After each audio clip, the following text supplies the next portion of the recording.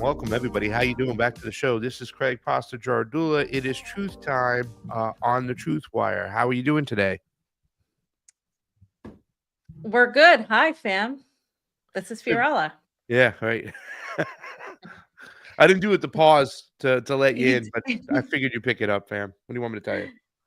Yeah, I was waiting for you to do the pause, and then I was like, okay, I guess he's not going to do the pause, So I'll just go on it. We're not going to talk about it today, but it's just funny people's reactions about the Super Bowl because I didn't even know the Super Bowl was yesterday until my dad told me, or my sister said something about Kendrick Lamar because she's a huge fan. I actually was a Kendrick Lamar listener before he was mainstream. I saw him live in 2013. So I've been liking him a long time, but I just haven't paid attention, except to tell Nico House that he's wrong about supporting Drake in this feud. But yeah. Well, that's the thing, is Nico House is a big Drake fan, but let's bring out somebody who's not a Drake nor Kendrick Lamar fan. He's just a fan of those who are homeless, especially those who are homeless on the left. Ladies and gentlemen, Matt Weinglass is with us today. Hey guys, how's it going? Hope your weekend going was well. as exciting as mine. Yeah. First of all, the game was awful. It was boring. It was terrible. Who won? The Philadelphia Eagles won. They I have an was reading Italian people. head coach, so that helps.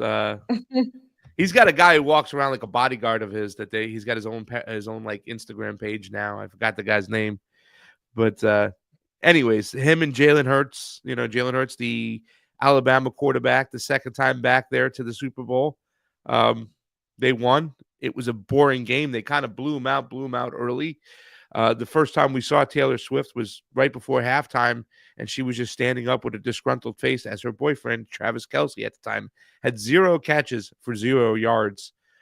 It was just it was really boring. I mean, we were kind of waiting to get to the halftime show, and then it came on. I don't think it was awful. I don't think it was great. Obviously, he concluded with his most popular song, "Not Like Us," in which I thought, Matt, and I don't know if you want to give a quick opinion, that he was just going to kind of he was going to skip over the verse that called Drake a pedophile, but he did it, and he smiled, he smirked when he did it, and he also had Her name is, I think, SZA, SZA. Mhm. She was performed. She was Drake's ex-girlfriend, from what I understood. And then we saw a shot of Serena Williams dancing on the side, also Drake's ex-girlfriend. So the symbolism was kind of all over the place. Give us your quick analogy before we dive into trying to make sense of also now the Elon and Trump situation, which also makes no sense to me. Nothing makes sense today on this Monday. Go ahead, Matt No, Weinglass. we've been living in bizarro world. I mean, it's just like, since the beginning of the year. So why not? The Super Bowl is also kind of backwards because you had let's talk. You said about the winners and losers. You left out two losers. I would say Taylor Swift lost, and that would include George Soros and the whole campaign to get to vote blue no matter who. So that they lost, and so did Pfizer, because we know that Kansas City's been big aligning with Pfizer and doing those Pfizer commercials. So they got the whole league, Matt. They got the whole league. Even if Kansas City's not playing a game, you're getting commercials. By the way, Donald Trump was the first sitting president to go to the Super Bowl. Oh, yeah. He was also at the Super Bowl, fam. I don't know if you know about that either. It's crazy. Yeah. But as far as the halftime show stuff, it was different. Let's just say it was different. And there was a statement made against Drake, and those lyrics were certainly heard. There's some other lyrics we didn't hear so well, and we need to go back and look at it because he had definitely put in some new material no one's heard yet. So we're gonna look at some of that. We're gonna cover some of that on our show tomorrow on the Homeless. The Samuel L. Jackson thing too, right? Like, yes, what was he doing? Was he openly mocking kind of Donald Trump in a way a lot of people were saying? People are going to say what they want it, how they want it to relate to their vantage point. And so you could say he was mocking Donald Trump. There's another camp that's saying it was a mock of the entire system, the entire two-party system, the stuff we all cover on our shows. We've been doing it for years. The idea is that there might be something else to this halftime show. We're going to look more into it and try to uncover some of that. You have fun with that tomorrow, pal. Yeah. You should get somebody in special for that. You should make a call. Get Mindy on. If Mindy Robinson's available. She loves like sports. She's dating an MM guy, right? So I mean, you might game over. That what's her name? Hit up Hawaii, baby. Hit up Hawaii. She'll have some stuff to say about it. Sure. You know. Well, I just got to say, I don't think the target audience was anybody above 40. I think the target audience was largely under 40, especially 20-something-year-olds with Kendrick, because he's appealing to a lot of Gen Z and the anti-establishment aspect of his music he's long been like that. However, he's also one of the ones that was promoting, I think, Democrats. So it's all very interesting. Who was promoting Democrats? Kendrick at one point he did promote the lesser of two evils. I believe he did. I believe I saw it on social media, but don't quote me on that. But yeah, I mean, I think overall, like the pivot is less towards millennials or older millennials, and it's closer towards like younger millennials and Gen Z, who are now part of the emerging workforce and stuff. So I think there's something to that, Matt, and it'll be interesting to see what you have to say about it. Yeah, absolutely. I'm going to pay attention to it. Listen, the CIA, that's their grounds over there, right? They're all in Hollywood and entertainment. That's how they recruit. That's how they get people to go along. People know a lot more about Taylor Swift's album than they do our relationship and what we've been doing in Syria for the last, 20 years. That's just the way it is. So, I mean, if you're going to control a society, you're going to use your entertainment. So I'm kind of curious to see what's going on and whatnot. I think that what we see when it comes to our entertainment, what we see to our politics, they're going to throw some red meat to the masses, right? I think USAID and NAD getting closed down was about throwing, red meat to the masses, thinking that they have something, you emotionally get involved. I mean, even some people that we really love and respect are putting out some great stuff on what USAID was doing, how they were laundering money. But the whole thing, like I said, I don't think it's going to change the behavior. And it was sacrificial of sorts. It was in a position that could be sacrificed. Well, in Hollywood, are they going to sacrifice P. Diddy? Are they going to sacrifice the Drakes? Are they going to sacrifice certain people? You know what I'm saying? And what do those people know? What are they holding on to? What information do they have? The saga continues. So I'm sure it will be a good show tomorrow. But I think we should start off the first segment of the day today talking about America's mainstream media, at least mainstream media's new villain, demon. Elon Musk has now overtaken Donald Trump as far as being the villain on mainstream media. They mentioned his name about 3 or 4 times more on MSNBC and CNN. The readout, Joy Reid was going after him the other day. Chris Matthews was on. Is it Chris Matthews or was it Chris? Yeah, Chris Hayes. Chris Hayes. Chris Hayes was on Bill Maher over the weekend, right? And Bill Maher is one of those situations. You get just so aggravating because there's a whole position not represented, right? It's just like the mainstream media where they talk in absolutes that, like, no matter what, it was Hamas that really screwed up Gaza, not that they're a resistance. You know what I'm saying? So they have these talking points where they have no opposition to it, no anti-establishment voices. And it appears to me, guys, that that's where the mainstream media is going to operate at this whole, back and forth. The divide and conquer mentality is there. The Democrats are going into doing exactly what they're doing. Jayme Raskin out in the streets over there defending. We're gonna stop. This is a takeover by a billionaire. We're the Democrats. We're going to stop it. And it's like they're, no matter what, that the ruling class has found a way to keep us in the two-party divide, and we're still picking up those pieces, and that's what we see happening in front of us as the masses are falling right. But it is. In my opinion, it is a takeover by technocratic billionaires. That's exactly what's happening. The problem is that the Democrats don't really oppose that. No. They're just cosplaying as they do, and they have their pundits, talk about it as if they actually do, leading people to believe that the Democrats will actually oppose that.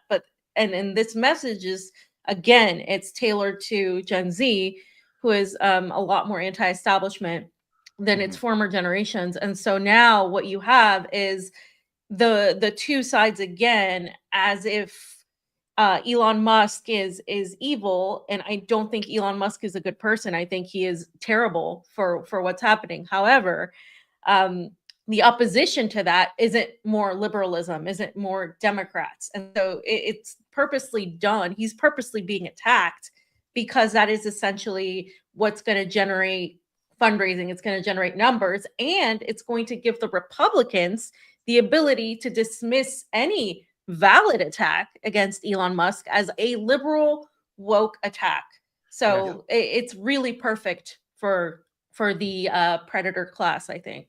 Yeah. And then we saw the new language the Democratic Party's using when they're saying good billionaire versus bad billionaire. Yeah. And Elon Musk is a bad billionaire. So we can embrace who the good billionaires are and keep everybody in line and telling them when it's okay to be afraid of someone and when it's okay to champion someone, even though they're all part of the same billionaire class. So that's something that we have to keep these discussions going, because unfortunately, these people are still captured and they're in their tribe and they're waiting to be told what to feel, what to think, and what to post about on their social media feeds.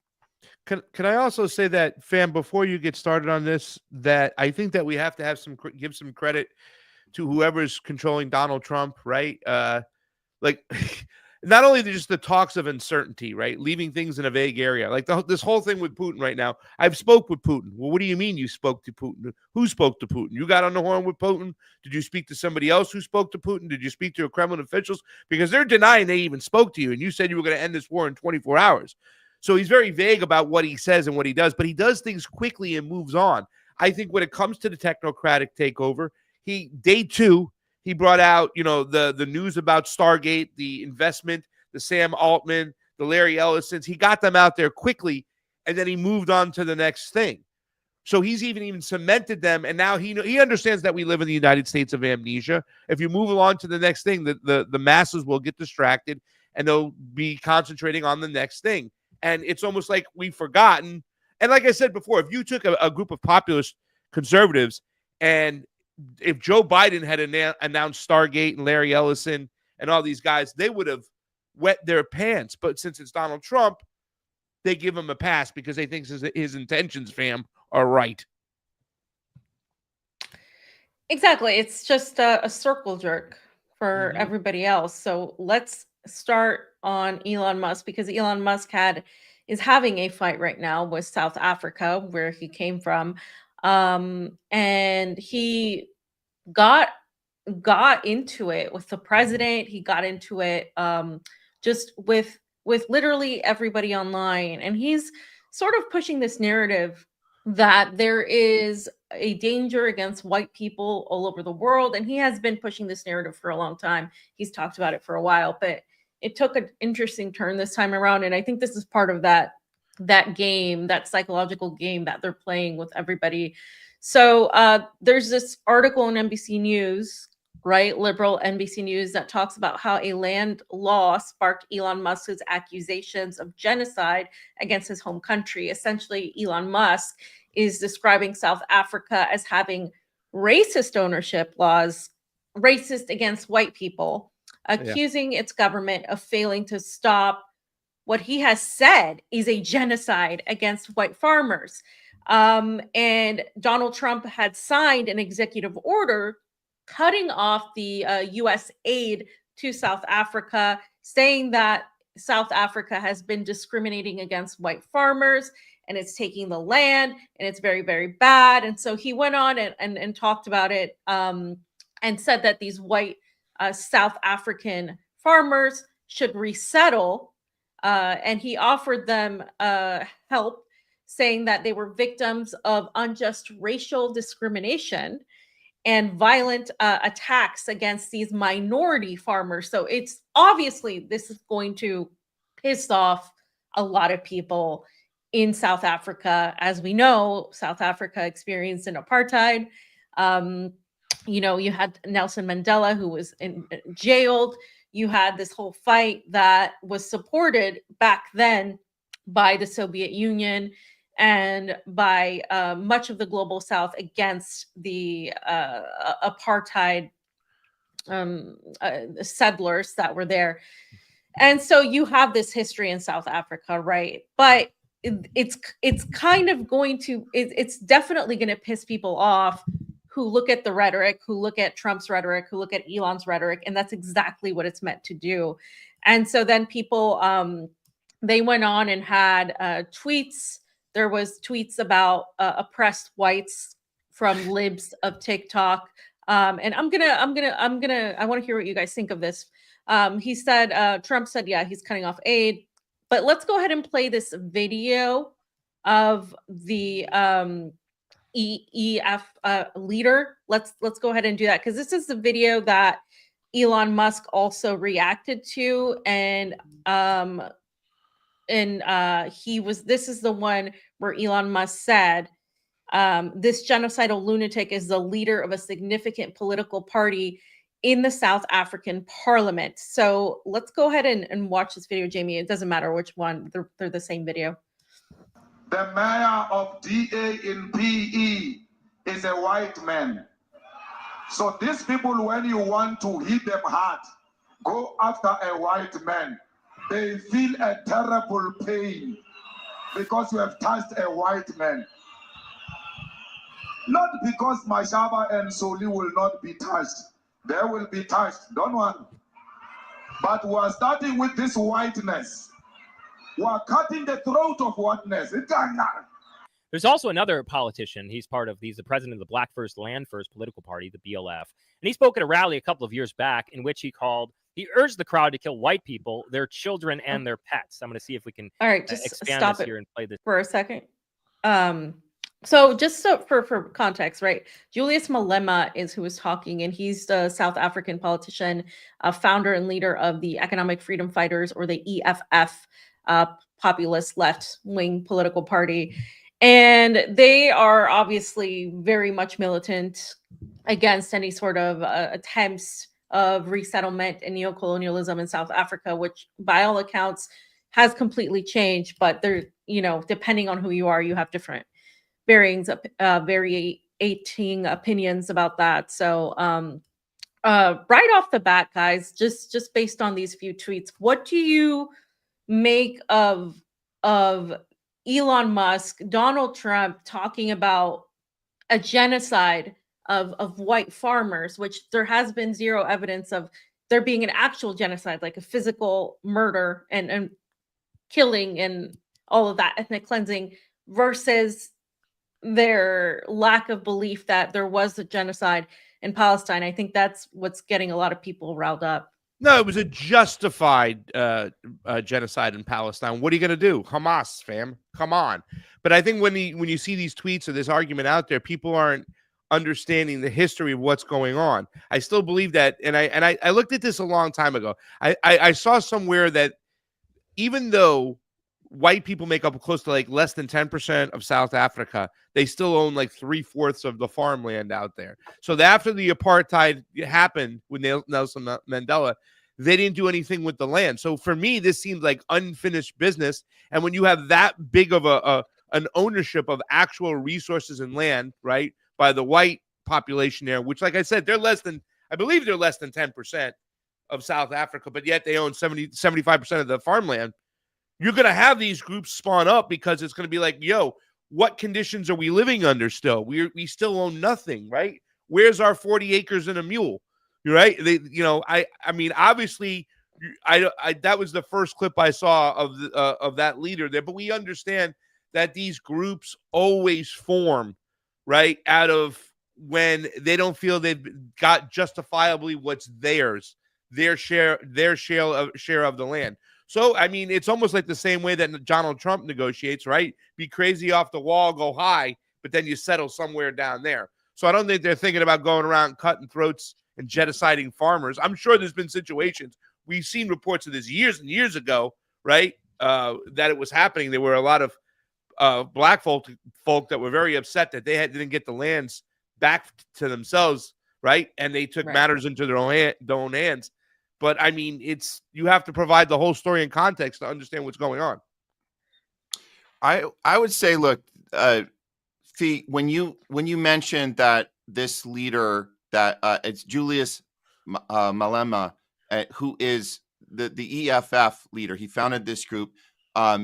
This is something that I think when you use the word genocide, when Elon Musk and Trump are trying to push this narrative, they've pre-planned this. They've packaged this narrative. They're on purpose using this language because they're trying to get the attention of people that they know are using language correctly in Palestine.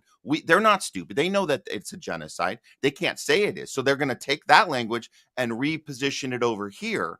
And this entire thing is contrived. And I think it goes back to my first instinct when I saw Trump put this Truth Social post out a week or two ago.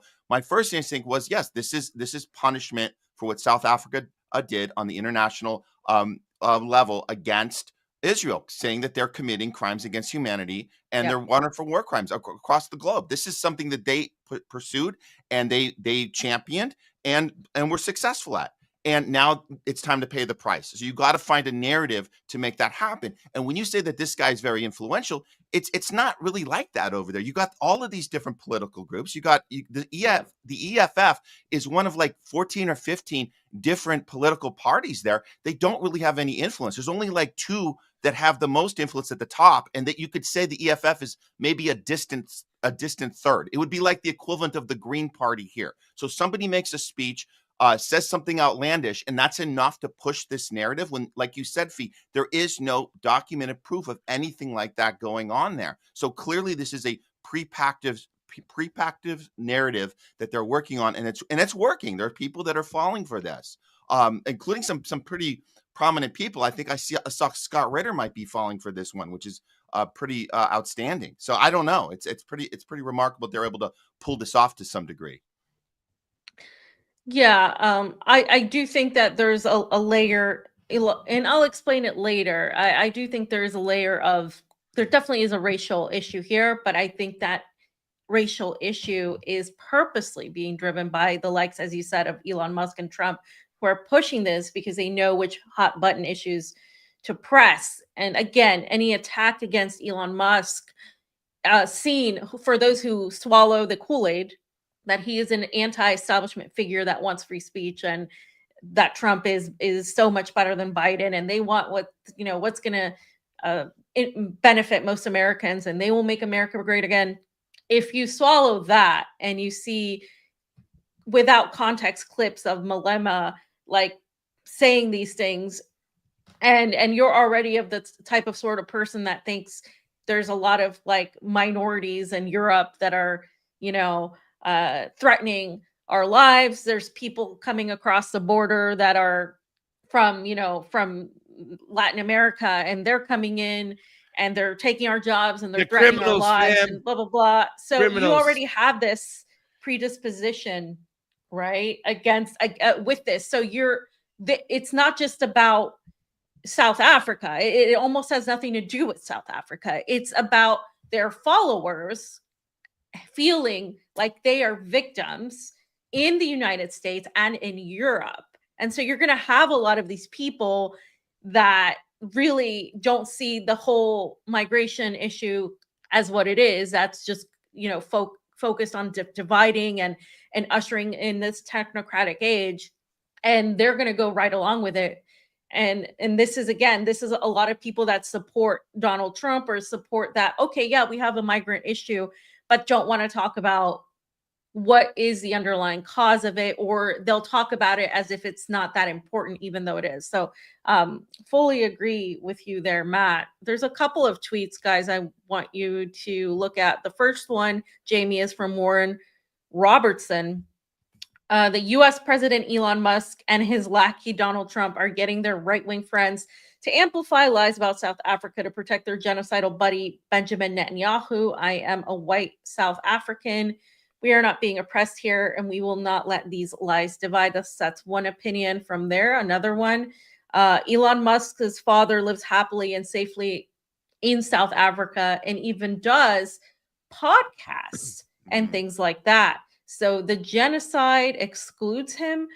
There's a little bit more on that. This is Elon's dad, by the way. Elon's dad. Let's take a listen to what he says about racism and how it's like in South Africa. We actually have a situation today in South Africa where, it's like the best it's ever been. We don't have any kind of racism. I've never seen racism. In fact, I'll give you $100 if you can show me, even more if you could show me a racist incident in South Africa. Doesn't exist.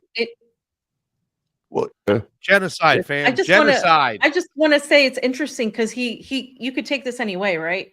Mm-hmm. He could be saying there's no racism, meaning like, if Black people there are complaining about racism, it doesn't exist, or there's no racism, like in terms of Elon Musk, because I don't know the context of this interview. There's another interview I want to show, but in general, though, it's just interesting because from what I read, Elon Musk's dad and him don't really necessarily see eye to eye all the time.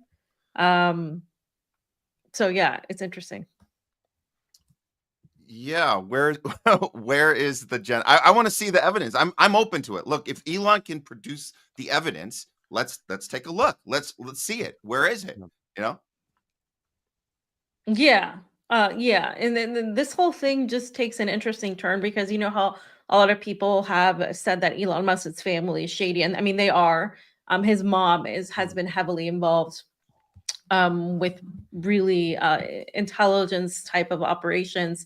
And Elon Musk's father in this interview talks about how his maternal grandparents were actually supporters of Nazi Germany and that they came from Canada to South Africa in 1948 to support the apartheid. And they joined the Nazi party there. So he's going to say this. And this doesn't help. Yeah. Right. With Elon's Nazi salute. So, yeah. Her parents, by the way, were very fanatical in favor of apartheid. This is quite interesting. Her parents came to South Africa from Canada because they sympathized with the Afrikaner government. They used to support Hitler and all that sort of stuff. But they didn't know, obviously, I don't think they knew what the Nazis were doing. But they in Canada, they were in the German party in Canada. And they sympathized with the Germans. Yeah. So when the Afrikaners government came into power here in 1948, then May's father, who was quite an interesting guy, he was a very good pilot, he said he wants to be with the Afrikaners because he agrees with apartheid, you see. You see what I mean? Yeah. And he came out here with his family. Didn't that cause tension with you? Because you don't... Yeah, that caused a lot of tension with me. And because I was a director of NewsAS, which was National Union of South African Students, which is a very anti-apartheid body, you know. And I argued with them a lot, and they used to tell me, it used to be like rude to me, you know, and the parents. And then when May was you know, finally around about that time, I said, look, I'm not doing this anymore. I don't want to come to your house anymore. I don't like your parents. Jeez. You see? Really? So then she cried. She said, but don't worry about them. I said, no, I'm finished. I'm not interested in this nonsense. And her parents even said they're going to get somebody else to go out with her. They don't even want me to go out with her, you know, things like that. You know, typical. Typical, you know, it's quite normal. You're getting that everywhere. Anyway, so then May cried. She cried for 3 weeks. She told me. I was told she didn't stop crying for 3 weeks. But then she lost all her weight. And she became very thin from crying. Didn't eat. And then some... Interesting way to end that. But yeah, obviously Elon Musk and his dad have very, very different point of views. And it seems like he's kind of, I don't know, it's very, very weird that he's from South Africa, but he hasn't really focused on South Africa. He's clearly focused on building something within the United States and attaining power, which is why I think this whole thing isn't about South Africa. I think it's about pushing that narrative onto the US and the West, particularly people in the United States who are talking about immigration, because he constantly talks about all of that, about these people coming up. And for me, that's what it is. It's about getting people to focus on the other, getting people to focus on their neighbor rather than on them, because he's a technocratic oligarch. I think also too, I agree with Matt that it was also too, this is an opportunity, for their international criminal courts decisions on Israel. Let's let them know that, it's a bonus, right? Two for one. It's a twofer. Can I ask, like, is Elon is so sure of his convictions here? This is he's saying because of this video he shared, and what this guy says, what Malema says, that's enough to declare him as a criminal. It's like, can you give us something else? Like, I'm still waiting for the thing that shows, we have a real problem here, besides some loudmouth, antics from a political figure. Again, that's in the maybe you could say the third most influential party in South Africa, but it's such a far distance third. It's so far removed from any real influence. So I just want to see what else he has before he and Trump go all in on this. Yeah, he's known as being radical and controversial, Malema. I mean, he's not, you're right, he's not somebody that's like gonna garner the support of people who are necessarily in power right now. But so let's look at this tweet real quick, Matt, because I think this it's interesting, right? Because I don't think we looked at what he said. He actually, Julius Malema responded to Elon Musk, who said immediate sanctions for Malema, right? And said he's an international criminal. His response to that said, I really think you have entirely lost your brain, your left brain, a typical spoiled brat and direct beneficiary of apartheid whiteness. I know Black people look the same to you, typical racists. Look closer and you will realize those are two different people. America is exposing us to its stupidity. I don't care about your sanctions. I will never stop fighting for Black people to be equal to white people. And if that makes me an international criminal, I am proud to be one. So it's interesting because of those insults. But then Scott Ritter, right under that, said, stop promoting the murder of white people. It's really that simple. Nelson Mandela would be ashamed of you. You disgrace Madiba's legacy. And so first of all, I don't know why he's getting involved in that, because you know what I mean? It's just kind of like, what? It was just really dumb thing to do. I think I think he's trying to say he's being consistent, right? Like he's calling out unnecessary murder from all sides and yada yada yada, but it's not providing what murder? Like we're not seeing. Yeah, why can't Scott provide a link? Show us something else besides the guy talking. Give us something. We want to see it. I mean, we're watching again, back to the Palestine genocide. We're actually watching a genocide on our cell phones for the last 15 months. Show us something, please. Well, I do remember stories about some white farmers being killed by black people because they had land and there was disputes about that. Could he be alluding to that? Because they did have That's some. very general. Yeah. It was a couple Like- years ago. I think it was on RT that had the story. It's weird. It was like 3-4 years ago. I remember, but that was the first time I paid attention to what was going on. I was like, because I wanted to seek out. I'm like, well, wait, how big is the white population in South Africa? Less than 10%, but yet they own the majority of the farmland. And it wasn't done Cuba style, reappropriated, right? It was. Yeah. So, like I said, there's historical context here that can be provided, but you know. Yeah, I just think the issue is directed towards people like Scott, like towards Americans who are going to have that exact reaction, like, and feel victimized when really, no offense, but you're not the victims here. Like the victims are in West Asia, in the Middle East. I mean, these are facts. These are historical things that happened. And I think the effort is, though, to get these two sides riled up against one another. Doesn't both sides play that whole situation? Like the white man is privileged when the Democrats were in for so long, so much that they get beat down, that we knew, white Jewish people in America who were acting like they were victims. It's like, really, dude? Like, you're a victim? Like, I've been out with you a million times and I've never been at a gas station and somebody said, psst, that guy over there is Jewish. Keep an eye. I'm like, come on. Like, you know what I'm saying? It just seems like they one side sets up the other so they can continuously play this game of race versus religion, race and religion versus each other, and culture versus each other, instead of class, which is, well, if you look at the class issue in Africa too, you're like, these lands need to be reappropriated. Why didn't Nelson Mandela do this when, after the apartheid? Yeah. Like, it seems like there's unfinished business coming. I don't know. Oh, yeah. And Donald Trump's looking into it, right? We're going to have a full investigation. Until then, no soup for you. And it's a disaster capitalism moment, right? It's like, oh, shit, we can get all those rare minerals in South Africa they got, right? They got some shit there you go. We can get in there. Maybe we can get another Fugazi government in for us and rape there. You know what I'm saying? Because it's in Africa and it's stuff all around. So maybe more grip hold, more bases, more influence in South Africa. We can spread our little tentacles. Kill two birds with one stone. Well, and as you all said, I mean, South Africa has long been a proud supporter of the Palestinian cause because they, what is it? Nelson Mandela's grandson has been very vocal and has gone around the world everywhere just talking about how it's like the same fight. So I think that aspect, you're seeing like the Zionist aspect of this too. And Matt, since you have to go, I just want to play this last video that somebody posted. The real reason Elon hates Malema is because he says stuff like this. Let's hear another one of his rants.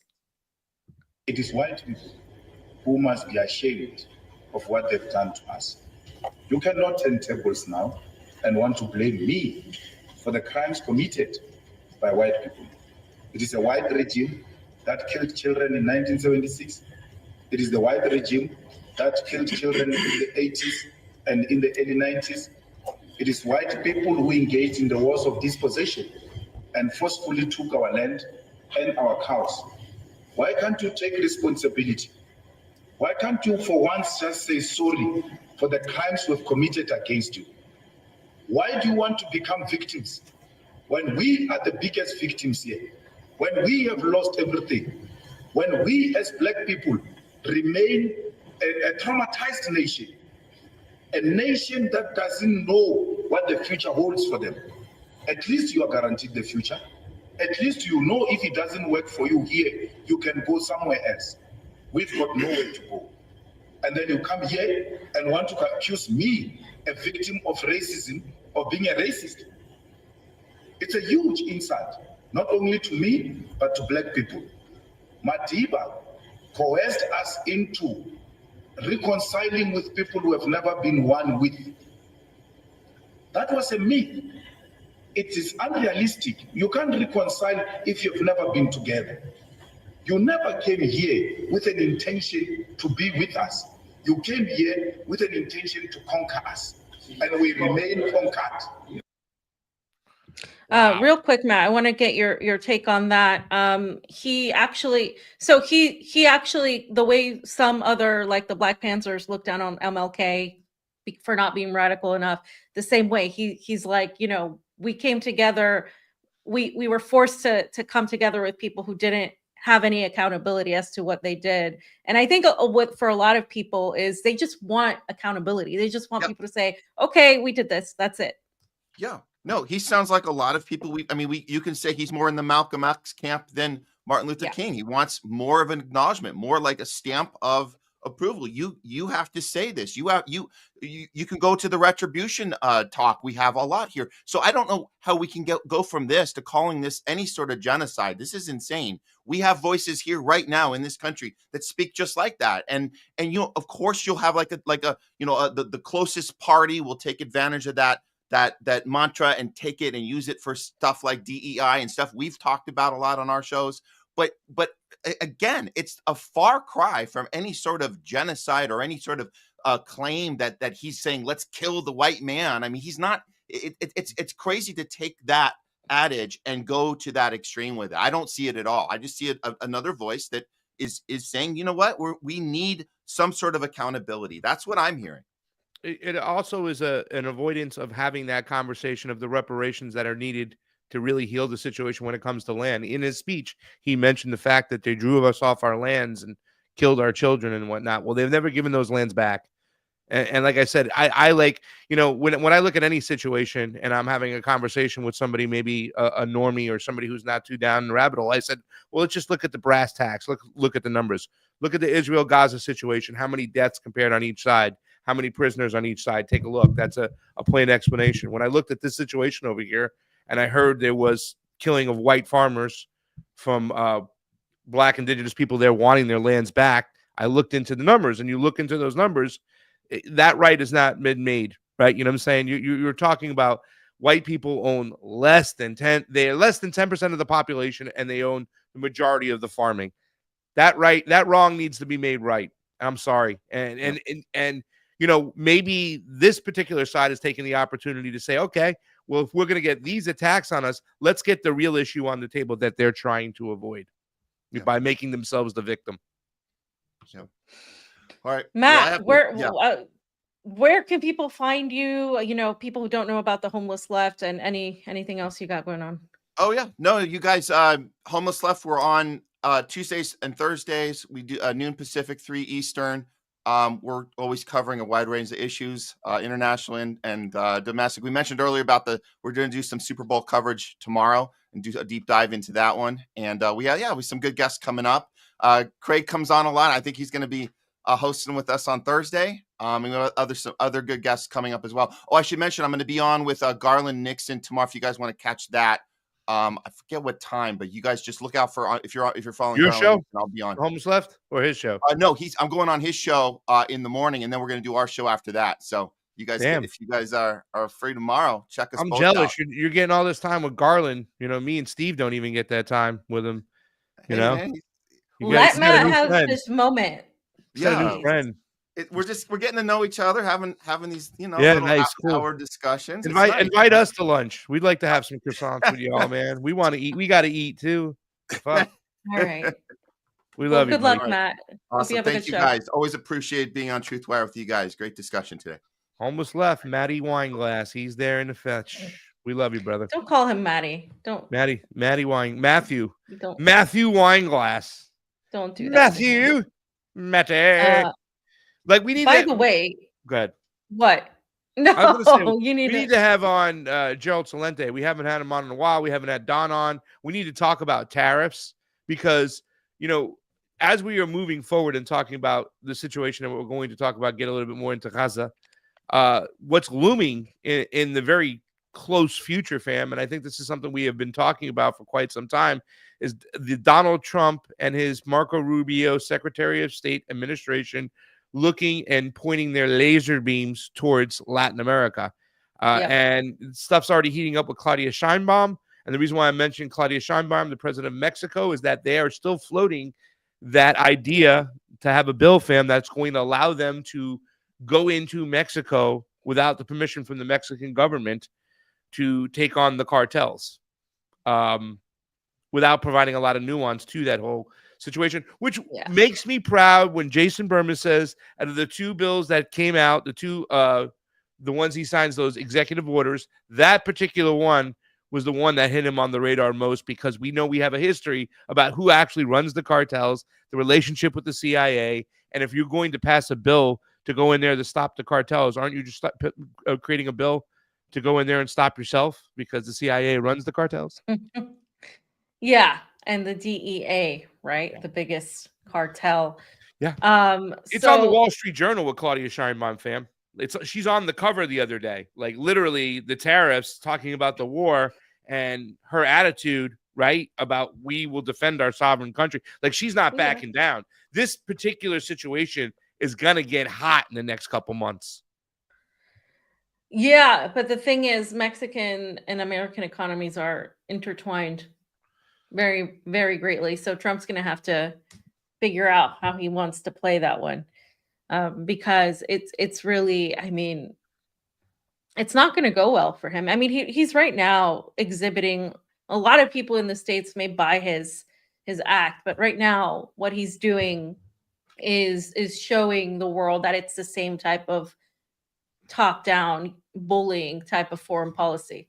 Yeah. And I think a lot of people domestically who are on the right might be welcoming all the things he's doing, like the transgender stuff, like all the other things that are catered to them regarding immigration, even though he's not really doing much. He's showing off with rhetoric and with all of these ICE raids and things that are happening. But again, the Democrats supported just as many people, but nobody talked about it. But it's because he's in front of the White House now. He's the face that you're seeing this talk about him. And so everything that happens, and this applies to all of our topics, right? They'll just respond to, the right will just say, it's just a bunch of woke liberals that really don't, want America to be sold to these gangs, and they don't care about Americans, and we got to be America first. And that's how they're selling it to people. And it's actually landing with a lot of people who want to believe that Donald Trump, even something as normalizing relations or having relationships with Venezuela, is a good thing for Venezuelans. It's not in the long run, but that's how people are already starting to sell it. And not just people on the right, but people on the left who have swallowed the MAGA stuff, or who have benefited or profited from this MAGA trend of thinking he's, going to be better. But what do you tell a person, fam? Like, you saw how the PSL people, they applauded in the room for the ceasefire, even though it wasn't happening, right? So they want some form of normalization when it comes to Latin America or whatnot. They don't want, they see a normalization with the United States as if the United States taking some of the pressure off their neck and allowing their citizens to eat. Who's they? A lot of lefties, the ones you were talking about that were kind of selling this whole situation. I'm referring to the ones that you were talking about when you said normalization might look good, but at the end of the day, it really is not. But there's a lot of people, you said, not just on the right, but on the left, who would say, well, hey, they are applauding that in one way or the other. Wouldn't some of them just see a normalization as a way of kind of lifting up sanctions and providing just more oxygen to that country? In other words, if there was a normalization with Venezuelans, there'd be less Venezuelan homeless people. There'd be less Venezuelan, embargoes and food and those sort of things. If there was a type of normalization where they opened up the wells and the refineries in Venezuela, wouldn't that help the citizens themselves? That's what they're saying. I just want to know about the pushback against that. Yeah, well, what does the United States get out of it? Is the United States going to help Venezuelans to have the sanctions lifted and get their oil back and get their assets that were stolen back for just because they want to help Venezuelans? Or are they going to do it under certain demands and restrictions and conditions? And what are those conditions? If those conditions are that the United States has access to Venezuela's petroleum and Venezuela's riches, or has more of an input into Venezuela's domestic and foreign policy, then you pretty much already are allowing the enemy inside your house and are hoping that they are going to keep their promise, which they never have. You're taking a person back that continuously beat you up and effort to maybe perhaps land a better deal when you should instead be, continuing. But the problem is, from Venezuela's standpoint, there's just very little trust in the non-aligned axis at this point. Like, if you look at the world right now, in spite of many people selling hopium that everything's doing great, the U.S. is falling and Israel sucks. The actual things that are happening that we're going to talk about next on the ground are actually showing the opposite, that the side that's the anti-imperialist side, whatever, however wide or general you want that to be, does not have the upper hand.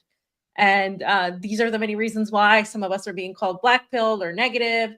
But I'm just trying to tell you, the reality is it's just the U.S. might be sinking, but it's not necessarily losing right now. It's not the hold of power that it has in Latin America that has been displayed by Panama rescinding its relationship with China, that is being displayed by the Donald Trump pushing on Mexico, that is being displayed by Venezuela having talks, by Russia welcoming these conversations, not just to end the war, but because they want just in general to normalize relations with the United States, and what they're doing to Gaza via trying to relocate them, and China as well, the attempts to malign and isolate China. All of these things really show that the power is still in the West, and a lot of people don't want to hear that right now. They want to hear that, multipolarity is winning and we're all rising and everything's great, but that's just not the case at all whatsoever. So that's what I have to say about that. Nice. Okay. Let's okay. I know that's gonna be kind of met with hems and haws and stuff. I know it already is. I mean, I've talked about it multiple times already. Yeah. But I'm not the only one. People accuse us of having black pilled mentalities. You know what I'm saying? It's like, well, they're going to sell it as that Maduro is going to use he's going to use the desperation of Donald Trump as an advantage to him to get certain concessions made to make sure that, because he understanding that the United States needs Venezuelan oil right now as a bargaining chip elsewhere to other countries. You know what I'm saying? That some type of deal will be made and then concessions will be met that will be beneficial more for the Venezuelans. That's the argument I hearing being sold on the other side. But I don't. Does the U.S. need Venezuela though? Well, I mean, because they have Saudi Arabia, and if they normalize relations with Russia, I mean, do they really need? I think it is the whole Saudi Arabia. It's the Ming from the Merciless, right? Like, you want to hold Saudi Arabia to a certain standard too, as well. Like, you do have Saudi Arabia, but Saudi Arabia's done kind of froggy, leapy things, like jumping, like when it goes, okay, we'll sell oil to the Chinese in yuan and let them pay outside the petrodollar. So I think for all parts to work, for Saudi Arabia to make sure that they can, and not be told, hey, we'll just shut your place down and we'll get oil from freaking Venezuela. We don't need you to keep them in line. I would think they would need that extra. I mean, it's just a strategic move by the oligarchs to make sure they can control as many countries that have the most amount of petroleum. And Venezuela is one of those countries. And I think the fear of the Russians and the Chinese coming in further is kind of put the American empire in a position, but I could be wrong. Who knows? I don't know. I just don't see as Venezuela having the upper hand here. I see the United States having the upper hand because of what happened in Syria. And there's a vulnerability with Venezuela's allies that are Iran and Russia that are it's not me saying it. I honestly, like, if you read any news coming from the resistance, they no longer trust Russia and they no longer trust there's a lot of disappointment with Iran, right? And so that is their perspective, and that perspective is also echoed in Latin America, in the global South, who are looking at what happened, and they're like, geez, what do we do if something like this were to happen here, especially with the Trump presidency that previously tried to overthrow Maduro and kill Maduro in in a lot of ways. And you, even before that, you've had the attempts Chavez, all of this, right? And you have this administration that is coming back now, and you're like, what do we do? So I think there's some calculations being made just based on things I know, but Syria does change we the could whole all game. be wrong. So Syria does change the whole game, fam. I believe 1000% when you said that I've even noticed like a sense of panic from a lot of the anti-imperialist chats and people we know in Latin America being like, oh, wait a second. What does this mean for Bolivia now that here comes Marco Rubio coming back in? And they all have to be looking at Syria going, if Russia turns the back on Syria, what happens to us? Cuba's got to be shit in their pants. Venezuela, Nicaragua, this whole 9 yards. And now we're talking about this Panama Canal, and not a lot of people aren't mentioning what's going on in Nicaragua with their deal with the Chinese building a canal, which is north of Panama, right? Which now that saves you like another couple days right there. So it's like it's going to get hairier in Latin America. We're just going to have to wait and see. But Donald Trump is very much influenced, and a lot of people, it's these old school guard people who don't want to have any form of diplomacy in Latin America. They want to just overpower and get rid of these communist socialist governments. They won't even try to deal with them. They won't even try to talk to them. Diaz-Canel is he's a very different person than Fidel Castro, and yet we still see nothing coming to the table. It's a shame, because it's really a lot to do with the United States willingness to even talk. And it's all these old freaking people who have this old mentality that control a lot of seats in Florida, have a lot of influence, and they have Donald Trump's ear. So that's why we have this kind of pessimistic look of what's coming forward. It's not a black pill look, but we're very cautious, and we understand what is going on, especially with Rubio becoming the Secretary of State, 99-0 in the vote, right? I don't even know who abstained, who didn't show up that day, but 99-0, that guy got confirmed. He's in, he's working right away. That doesn't spell well for a lot of countries in Latin America that want their national sovereignty. What about this? What's going on right now too, as well, fam, in Gaza, this whole situation. Right. So there was a clip, Jayme, from the last section that I want to play into us going to talk about Gaza. It's the U.S Israel. So this is clip, right, about Israel. And look, so Trump has MAGA, right? The Trump administration, apparently, they passed laws making Jewish people a minority, despite them being 66% of the 1%, which I didn't even know that. And the 1% rarely pay taxes. We know offshore tax havens, they offset a lot of this cost. But I want to click on this video on the left, right, that talks about this. So let's go ahead and play this, and then we'll get into the Gaza stuff, because that's very interesting, what we're seeing.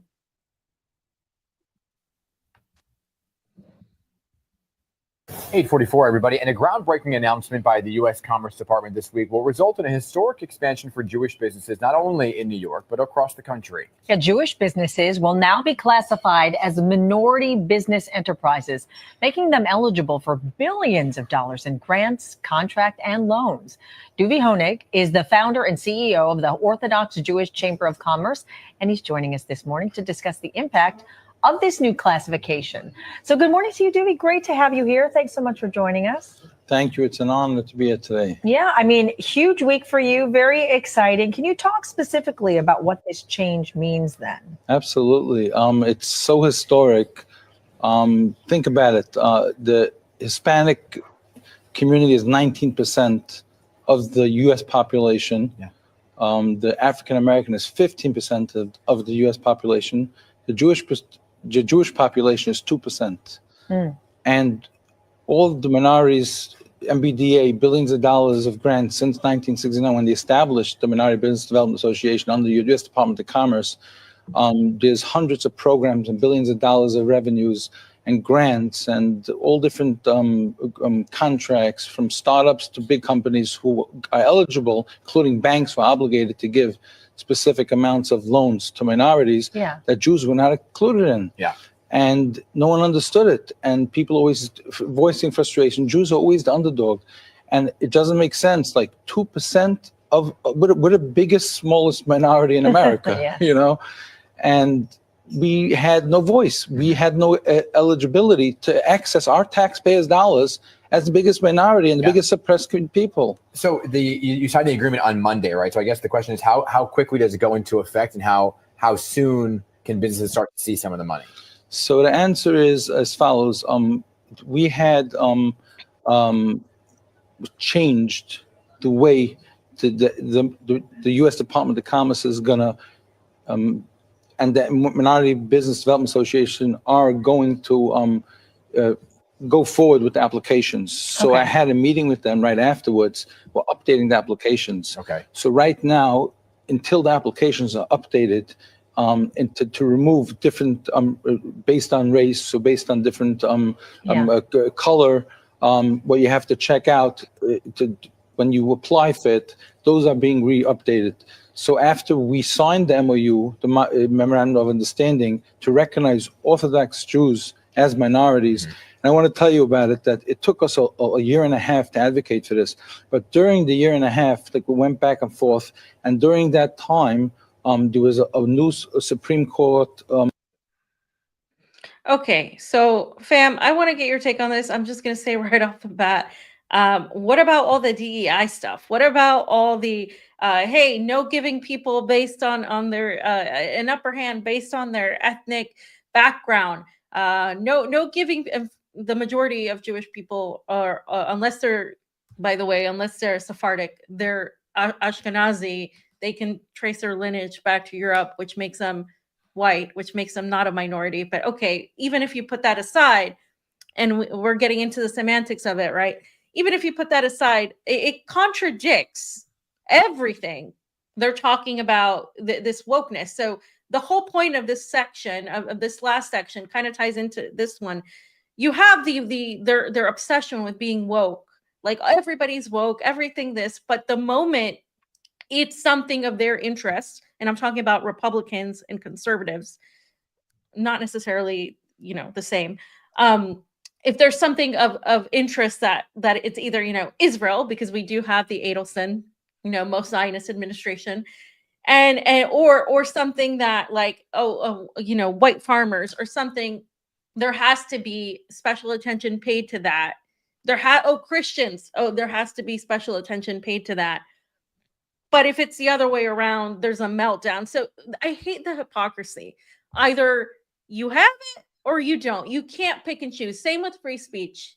If you're going to jail a bunch of these people that are protesting Zionism, then you don't believe in free speech. And so what we're seeing here from this administration is that they are equally as snowflakes, if not worse, because they're pretending to be against this woke idea, when these two things, the woke and anti-woke, fuel each other. They're there specifically to continue to divide us and continue to have us fighting over all of this BS, because they don't want people to look at the class war and just the audacity of making them minority status, knowing they're going to piss off all the Palestinian people, all the people that have been, the Black people that have been asking for reparations, all of the Latin Americans that are getting told that they're going to be sent back and there's not going to be any anchor babies anymore, and all this stuff. They do it on purpose because they know it's going to rile people up. But at the same time, you have one of the wealthiest populations, and this is like statistics, like we're talking about in production and entertainment and banking, and like, I'm not making this up. You're going to give them a minority business status, and they're 2% compared to the other percentages. So this is obviously done for a specific purpose, and it doesn't really help the conspiracy theorists or people who believe that XYZ control the world, because this is just more of that, right? It's insane. Anyway. Fam, you're getting a conversation that's going to get us in real trouble. And by the way, there's no such thing as Republican woke. It's Democrats' own woke. But see, once again, like you just pointed out a great example of it, and how they start playing the victim themselves. And yet now all of a sudden it's not woke, right? It's like when I text my good friend Laura Loomer, Laura, why are you saying this against the protest over here? You're going against everything, you're supposed to stand for, free speech, absolutist. well, no, it's different because they're terrorists. I said, okay, you just, using words to kind of twist the whole situation. And yes, we've said this from the get-go, and we've learned this a lot from watching a lot of the hearings, at least I have, when I saw a lot of the tech lords who were summoned to DC to make sure that they were straightened out and they were on the right team. Both sides don't care about free speech. Both sides play the woke card and the victim card. It's just specific speech they don't want to hear, and they try to justify it. Both sides. So this isn't a free speech administration that's coming into play. Even somebody I spoke to the other day is like, what about now that Donald Trump's back in office and now we got the free speech and we have the executive order? I said, what did that executive order actually do? Do we have an open source system? Can we see the algorithms right now? Do we understand how certain voices are lifted and some are put down? Is that there? What about the anti-establishment voices that still don't have their Twitter back, like Jared Beck and his wife? Wait, what's going on? You know what I'm saying? It's a cloudy time. But yes, both sides, fam, use the same tactics against the other. They just try to justify who the victim is in this particular situation. And you're right. And I think we've been saying this for quite some time. This is all about making sure you never look at the class issues. And unfortunately, when it comes to a lot of the people on the left side, they don't want to look at the class issues either. So it's just, one of these games. It's just a revolving door. And it's a lot of noise. And it's so annoying at this point right now. It's just overdone. It's like, oh, geez, now you guys. So in juxtaposition to all of that, Trump has said that Palestinians have no right of return. So Trump, who is the president of the United States, not the president of Israel or the president of Palestine, has decided that the Palestinians will have no right to go back to their homes because he's going to buy up, the United States is going to buy up all of Palestine. And this is going to include the West Bank, if that's the whole plan, by the way. And so he said they won't have the right of return, right? And he says that they'll have better housing. So let's listen to what he says, fam. I want to hear your take on this because he keeps pushing and pushing on this issue. It's been the issue that many of some of his supporters have pushed back against and said, what are you doing? It's pushing a lot of people away. Go ahead. Communities for the 1.9 million people. We'll build beautiful communities, safe communities. Could be 5, 6, could be 2, but we'll build safe communities a little bit away from where they are, where all of this danger is. In the meantime, I would own this. Think of it as a real estate development for the future. It would be a beautiful piece of land. Would the Palestinians no have the big right money to return? spent. No, they wouldn't, because they're going to have much better housing, much better. In other words, I'm talking about building a permanent place for them, because if they have to return now, it'll be years before you could ever, it's not habitable. It will be years before it could happen. I'm talking about starting to build, and I think I could make a deal with Jordan. I think I could make a deal with Egypt. We give them billions and billions of dollars a year. We'll build beautiful communities for the. You gotta love how he says beautiful, beautiful, beautiful all the time, just to make sure it's a beautiful community. Fam, what do you think of this now? Like, he's full on going full speed ahead in spite of the criticisms by some of his own supporters. Yeah, I think we pointed out, and I think it was a homeless left. I'm not sure, fam, where I brought in the whole Donald Trump's polls on Truth Social. He had 2 different polls where he understood, and this is right before he shared the Jeffrey Sachs video that was criticizing Netanyahu, which once again was just a move done to shut people up for 2 seconds, right? And then, really, to tell you the truth, people took that and ran with that. They looked at it as Donald Trump is listening to a lot of the people, and people in his own base now have made it a point to say we can't be. I've said it from the get-go. You can't be America first if you're going to be Israel first. It's just not possible. But the thing that just drives me crazy is that the ceasefire, which was not a ceasefire but called a ceasefire because Israel never ceases the fire, and they broke that how many times right now? Well, I know Donald Trump wasn't in when the ceasefire happened. Joe Biden tried to take credit for it, but a lot of people said it was about the Donald Trump sharing that tweet from Jeffrey Sachs, and then Netanyahu canceled his initial trip coming in. People credited Donald Trump for it. He even took credit for it. With him saying this, isn't he kind of automatically breaking the point of the second phase of the ceasefire? Isn't the second phase of the ceasefire when they're supposed to start pulling out of Gaza and giving back the territory to the Palestinians? I mean, isn't that the second phase of the ceasefire? Is he kind of saying, well, there's not going to be Israeli troops anymore, there's going to be American troops instead? I mean, is that what he's trying to? I'm like, wait a second, that isn't the ceasefire he negotiated. This is something completely different. The ceasefire said they were going to pull back and allow the Palestinians to, that's when Hamas is going to start making those deals. That's it. They're going to start pulling out. That's not what's on the table here. It's a complete fabrication, a complete lie. I mean, why isn't anybody talking about that? Yeah, no, you're absolutely right. And I'm glad you brought that up, because nobody is understanding that he's breaking the ceasefire. But so American troops have been there, but now what he's saying, he's going to send even more troops there. And obviously, who are these troops going to be working for? The United States and its ally, Israel. They're not there to protect Palestinians. Palestinians are supposed to be transitioned forcefully into Egypt and into Jordan. Both have said no. Saudi Arabia has said no. Saudi Arabia has spoken out against Trump's plan, because the one thing about Saudi Arabia, as awful as they are, they cannot just simply say, okay, we're going to forget about Palestine entirely, because the majority of people in Saudi Arabia support Palestine's freedom and to exist as a sovereign state.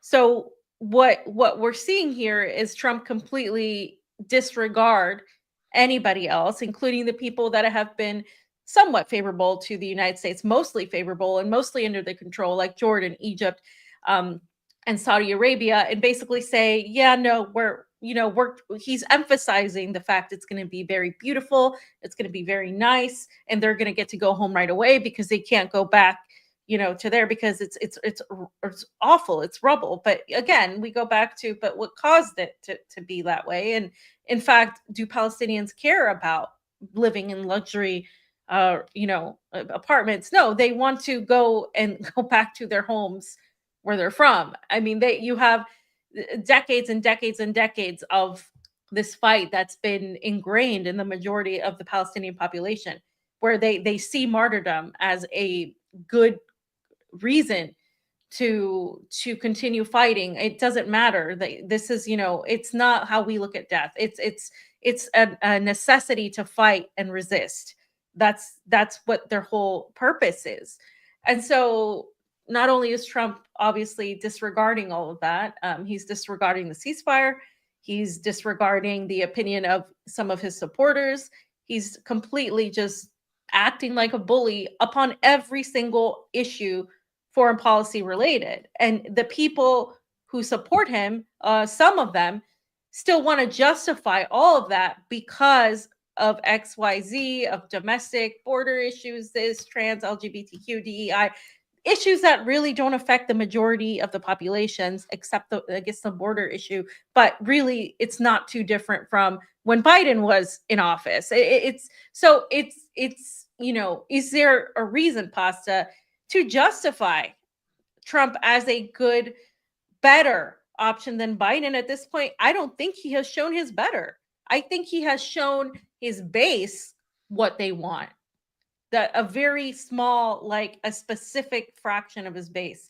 Yeah. He's been better at that than the Democrats have been, 100%. Well, but is he actually better for the U.S. and the world? I don't see any difference in general at the ultimate outcomes that we're going to see. Well, I've been kind of fighting with this question on how to answer it and kind of speak about it, because if you look, I think on paper, you will see certain things that a lot of people will say, okay, that's a positive thing that happened. USAID and the NED getting disbanded right now. I think a lot of people are going to look at that at the very least, saying at least the public will understand some of the mechanisms used through NGOs to funnel money into nefarious things. But once again, who are the nefarious actors? To me, when you see USAID and NED get disassembled or dismantled or at least kneecapped, I look at it a lot as a move like just kind of trying Ghislaine Maxwell, right? We didn't get any of the victims, any of the actual the people who they trafficked. In other words, Ghislaine Maxwell got found guilty of trafficking children to no one. Nobody paid a price for it, only Ghislaine. Same thing would happen with USAID and NED. So I think when you look at these situations, they might look a little bit more better than the lesser of two evils. But I think the way people have to understand it is that it is meant to look that way, right? It's supposed to look that way. And at the end of the day, there's an agenda moving forward. And one side's going to do what the other side can't do. And Donald Trump's going to do certain things that he can get away with. I haven't seen this level of hero worshiping. It's more than Obama. Like, this guy can get away with more lies and more deceitfulness than Obama can. One thing I didn't mention before when I was talking about it, well, Hamas is now pulling back on the second phase because they understand what's going on after hearing Donald Trump say that. Whoa, this is not what you talked about in the ceasefire. So they're not going to release their hostages now that they got that they were supposed to release. And how are they going to spin it? Hamas broke the deal again. That's what's going to happen. I don't think the United States or the world is better because that agenda that the Democrats were doing their part to move forward, Donald Trump's now just doing his part. And like I said, no solutions or no justifications, no real revolution, reform, or anything you're talking about is going to happen within the two-party system, right? And in fact, I think the ruling class, through their social engineers, understand the game more. They understand what happens on social media. They understand how they move people. And they're way more ahead of the game right now. And they're just doing step by step by step. And Donald Trump is their representative to do that. So at the end of the day, I think the ruling class is still completing their task, their form of acceleration. And you just have one side handing off the baton to the next. It's going to be interesting to see what the Democrats do moving forward. Everything looks like right now that the right is set to lead. Like, J.D. Vance is going to be set because, once again, being the whole oligarchs representation of the technocrats, J.D. Vance is that. We know this. He was funded by, Peter Thiel. So I don't see an improvement in any way, and I see them playing the lesser of two evils games no matter what. I think Derek Brose said it best the other day. Anybody who supports any form of Zionism, right? And we have some ardent supporters, like deeply committed Zionists. Pam Bondi, everybody's talking about Kash Patel. He's even supportive of Zionism. We know about RFK. Tulsi's flipped. I mean, it's just, anybody who supports that, they have to stop playing this lesser of two evil games. And I know a lot of smart people, fam, who are doing that, right? Like, I see shows that are going on right now, and they're still selling this. Donald Trump is taking on the deep state. That's what they're doing right now. They're selling that, and it's just simply not true. It's honestly disgusting to me because I think some people know better. They just know that's where the money's at, and they know that's where the stakes are. You got to eat. Yeah, you can eat without selling your soul, in my opinion. But you can't eat the good sushi. If you want the fatty tuna, the one that's market price, you got to sell yourself a little bit. Well, there's only FAMs for that. So, if we're going to go down to that level, you might as well go that way then and be a real one. So I hope someone understood what I meant by that. Only FAM. So Netanyahu, right, said what we've been saying all along. This is going to be the most Zionist administration we've had to date. And Rubio said Trump's actions have thus far promoted that. Rubio said it as well. So let's look at this video by Hotspot where Netanyahu really just gives Trump all the accolades he needs to make him feel like he's a true friend of Israel. Prime Minister of Israel, Benjamin Netanyahu. How are you, sir? I'm terrific, especially after this week in Washington with President Trump. 7 days. Week in Washington. I think the world has had a great week in Washington. This is probably, in all my years watching Israeli-United States relations, the pinnacle. Why is that? Is it you and Trump's chemistry? Is it because you're on the same page? Why do you think that is? I think President Trump is the greatest friend that Israel has ever had in the White House. I think he's not only making a tremendous change in the Israeli-American alliance, strengthening it beyond anything we've seen up to now, but also he's a great leader for America and for the world. And all of that comes together in this meeting between two great allies, America and Israel. Israel has no better friend than America, not under President Trump's leadership. And America has no greater friend than Israel. And it's a meeting of the minds and hearts. Prime Minister of Israel, Benjamin Netanyahu. How are you? Okay, fam, I want to get your take on this, but first of all the people that told me or that posted on social media that Donald Trump is going to take on Netanyahu, that Donald Trump pissed off Netanyahu, look at how he attacked him. Look, Netanyahu doesn't really like Trump. He's playing 4D chess. He's going to take on the Zionists from, this other way. This is all just playing along, right? No, you're hearing it from the mouth of the demonic Bibi himself that there has been no greater friend for Israel, no greater president for Israel than Donald Trump. And he knows that this administration is backed by Miriam Adelson. It's backed by the majority of these people, as Pasta said, who are all Zionists to the brim. And so how could you possibly then try to finagle your way out of this? I mean, there's no way. I mean, this is it. This is, as I said before, this is going to be the most Zionist administration, Greater Israel, supporting the Abraham Accords. You're going to see the eradication of the Palestinians, or the attempt at. I'm not saying the resistance isn't going to fight, that Hezbollah isn't going to fight, that there's not going to be a pushback. But again, to all the people that were, patting themselves on the back and hailing and all of this, guys, like, this isn't a joke.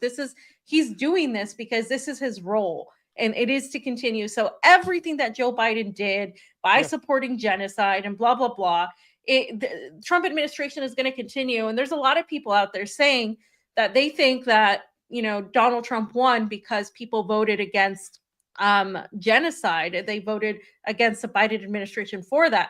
I don't think a lot of people voted, unfortunately. I'm sorry. I don't think people voted based on Gaza. I think people voted based on a lot of the failures domestically of the Democratic Party and a lot of these other issues. I think there was a heap of people, like the Muslim community, that did go to Donald Trump, but it was a small percentage. I think the majority of people voted who cared about Gaza didn't vote for Donald Trump or Joe Biden. They voted third party, or they voted, XYZ, but they didn't vote. But I don't think we're at the point where Gaza is the number one issue of the majority of voters. And even if we were, they wouldn't have voted for Donald Trump, because the majority of Gen Z still sees Donald Trump as a slightly worse, if not worse, significantly than the Democrats. That's just what they see it as. I don't think it's everybody. I think it's increasingly going towards the other side. Like, Donald Trump did get like the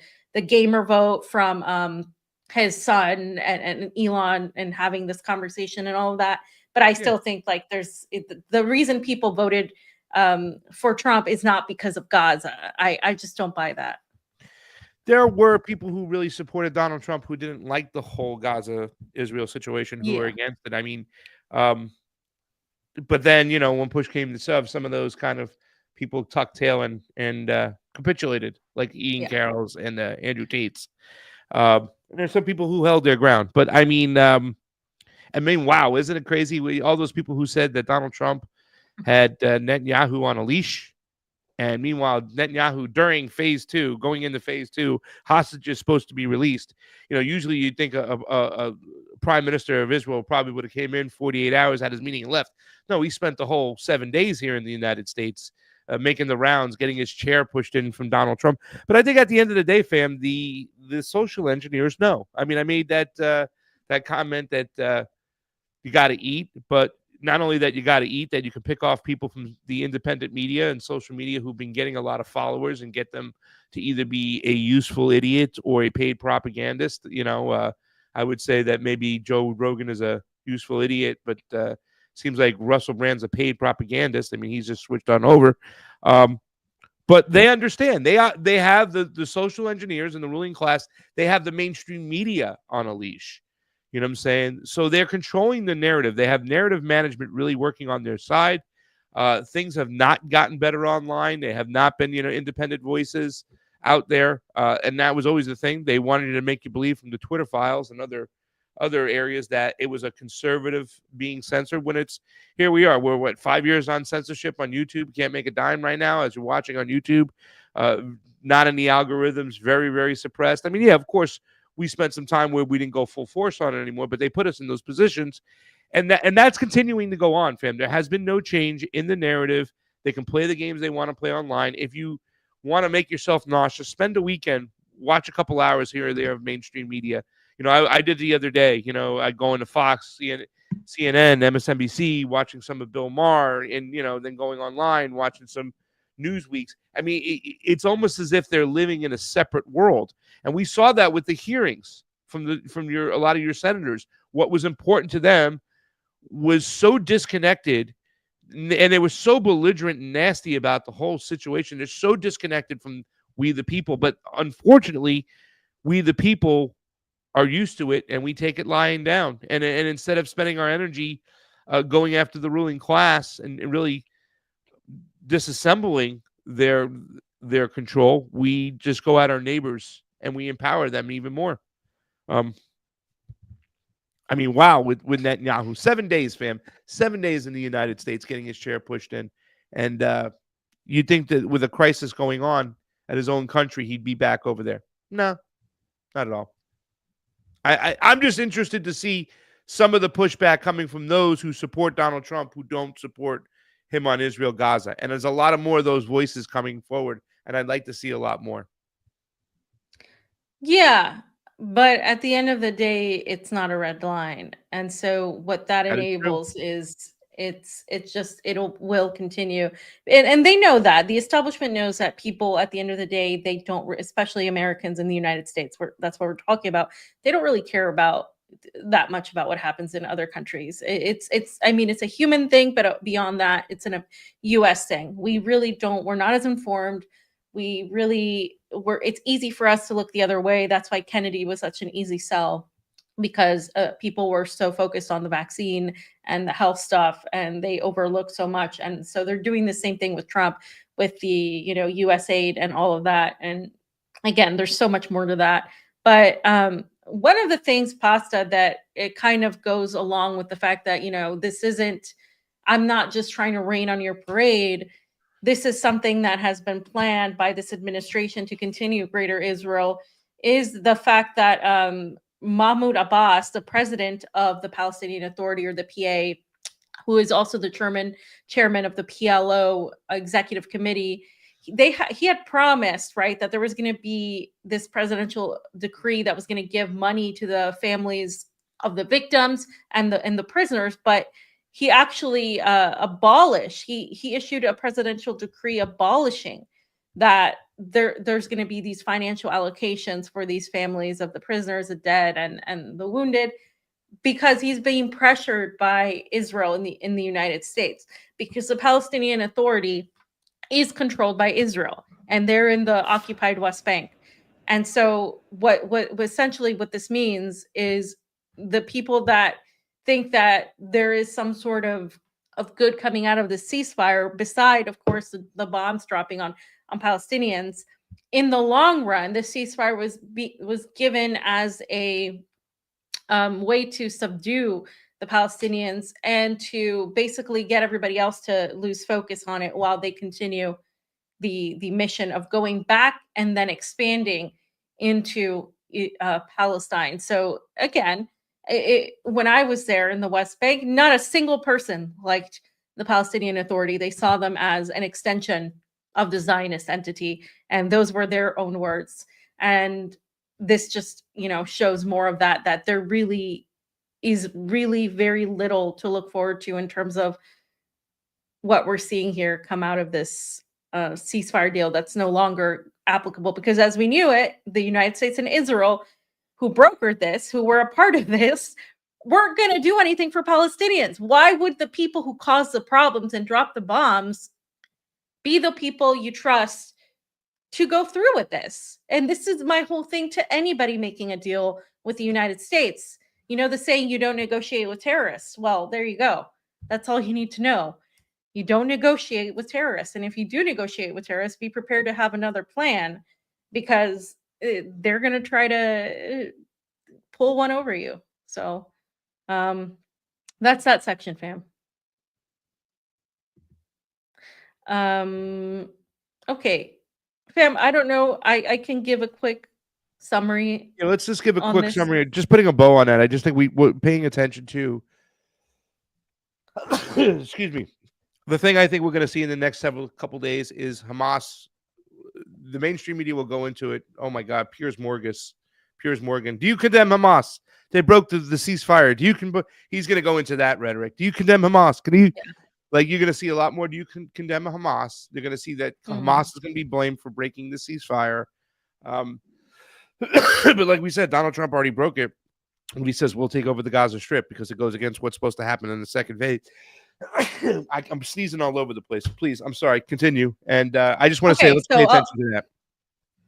All right, so I'll take over while you go get a drink of water or something, and I'll start. So let's go, Jayme, to the long tweet on Syria. Let's go ahead if you can bring that one up.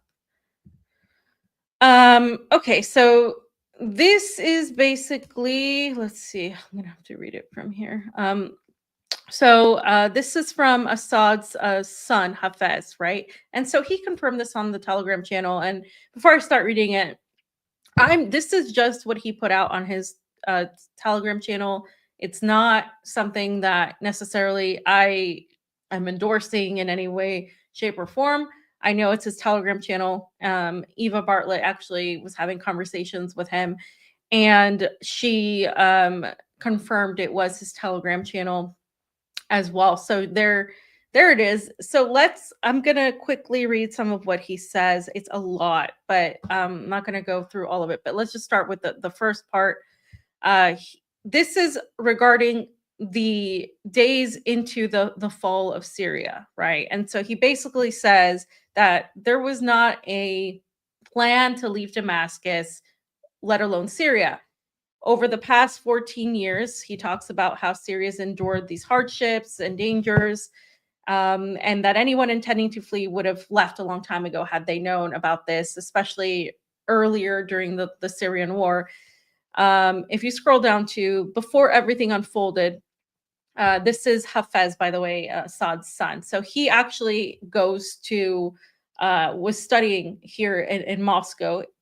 And he traveled from Damascus to Moscow on November 20th via the Cham Wings Airlines. He was doing a doctoral dissertation, and his mother was in Moscow also looking into a bone marrow transplant. And so he was going to stay longer, but then as the situation deteriorated in Syria, returned to Damascus on Sunday, December 1st, aboard Syrian Air to be with his father and brother who are already there, his brother Karim, and his mother stayed in Moscow to continue her treatment with his sister who stayed by their side. If you just continue scrolling.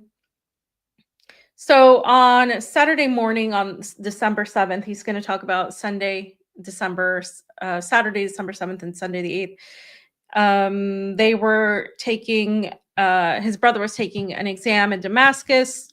He was preparing to resume classes. His sister booked a ticket to return to Damascus. On Saturday afternoon, rumors began circulating that they had fled the country. So he's saying that while they were still there were rumors that they had already left. So several people reached out to confirm that they were still in Damascus. He took a picture at the Al Nerabin Park in Al Muhajirin neighborhood and shared it now on his closed private Telegram account. And so people began circulating this picture that he posts. Not this one, sorry. He doesn't post the picture, but he talks about the picture, and I believe I've seen the picture. So if you can just go down to the next thing, Jayme. So until then, despite the distant sounds of shelling, nothing seemed unusual. So he's saying it was normal because there was always shelling during the years of war. And so there were no signs of deterioration until the news of the army's withdrawal from homes. This is well into what we were all looking at, because this is a part that's odd to me, and that's all I'm going to say. It's we were all paying attention, and Homs really was even later at that point. So that's interesting. Mirroring earlier withdrawals from Hama, Aleppo, and Idlib countryside, even then there were no preparations for departure nor any indications that we would be leaving. So he's saying that they had no idea that anything was happening. I mean, essentially, right? He said that changed after midnight when a Russian official arrived at our home in Al-Malki neighborhood. He conveyed a request for the president to relocate to Latakia for a few days due to the severity of the situation in Damascus and to facilitate the oversight of the battles which are still going on in the coastal and Al-Ghab plain fronts. So Latakia is, I believe, in the north. So it's kind of interesting he's saying that there was a lot more resistance fighting in Latakia, but it would be interesting for them to go there because it was so close to where everything was happening. So that's another point that I find interesting. As for the claim that we left without our cousins, I called them multiple times as soon as we were relocating. Shortly afterward, we learned from their household staff that they had left for an unknown destination. After a short time, we headed toward Damascus International Airport around 3 a.m. Arriving there, where we were joined by my uncle Maher, we found the airport deserted with no staff present, including at the control tower. We then boarded a Russian military aircraft to Latakia, landed at Hamaimim Airport before dawn. So that's plausible. It's interesting, though, as you all are hearing the implication of the Russian escort, Russian security helping them out. So I think that will come into play eventually. This is something that I've heard before, this story, but I find it very, very interesting. So if you can just continue scrolling, I'll try to go as fast as possible. If you scroll up. Okay, in the early hours of Sunday morning, we were supposed to head to the presidential retreat in Burj Islam area, which is over 40 kilometers from the airport by the road. However, all attempts to reach anyone there were unsuccessful, as every phone we tried was turned off. We soon began receiving reports of military withdrawals from the front lines and the fall of the last remaining positions. At the same time, a series of drone attacks began targeting the base, accompanied by both close and distant gunfire in the surrounding area. The situation continued throughout our stay. This is the murky area, right? Where people didn't know, are accusing the Syrian Arab army of laying down their weapons, while there's evidence that they didn't, that they were told from higher ups. There's reports that it was the Russian side that laid down their weapon, were telling them to lay down their weapons because they were in charge of a commanding part of the army. There's different accounts of that thus far, but this is all that I've heard. And in the afternoon, the base command briefed us on the gravity of the situation nearby. They informed us that leaving the base was no longer an option, as terrorists had spread through the country. The situation had descended into chaos, and all communication with military leadership had been lost. After consulting with Moscow, the base command informed us that our transfer to Russia had been requested sometime after we boarded a Russian military aircraft bound for Moscow, where we landed later that night. And I think there's a couple more. There was no plan, blah, blah, blah. Okay, so yeah, you're right. I repeated that. So go to the last post a little bit towards the 4 out of 4. I think that's the same. I don't know why it reposted twice. I think that's it. So let me double check if there's anything else, but Pasta, just right off the bat, what do you make of that? Do you think start to make more sense based on this? Because for me, it actually, what I've been hearing is there's different, variations. Now, I'm not going to say if it's true or not, because I don't know, right? This is what he's saying. One of the things saying, like, he didn't even see it coming, right? Like, all of a sudden, like, this is just really, really weird. And, it almost like insinuates, I don't know if it does, maybe I'm getting it, like there was something going on with Russia in this deal. You know what I'm saying? Mm-hmm. Only because it was like, once again, Russian plane, then to Moscow. It seems like they had the last say on what was kind of going on. I don't know. Maybe you can make some light of it. Yeah. So you're right. So before, if you recall back during the time of the what was that meeting with the Gulf states, right? There was that meeting with Russia. I think it was God, it's blanking on me now, but that meeting that right before the fall of Syria, there was the meeting and there was conversations that were had. And then shortly after that meeting is when everything began. It seems like there was some sort of the consensus in a lot of the resistance is that there was some sort of conversations had to where Assad was going, there was an initial deal where Assad was going to eventually come out of power, but Damascus was going to stay fine, was going to be fine. And the parts that Erdogan wanted out of Syria were going to be,